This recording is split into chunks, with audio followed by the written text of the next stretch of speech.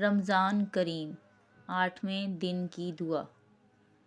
بسم اللہ الرحمن الرحیم۔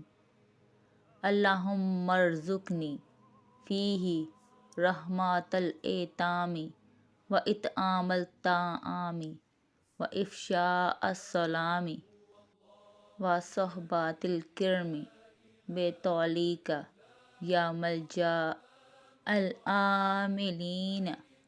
اے معبود، آج کے دن مجھے یتیموں پر رحم کرنے، ان کو کھانا کھلانے اور کھلے دل سے سب کو سلام کہنے اور شرفاء کے پاس بیٹھنے کی توفیق دے۔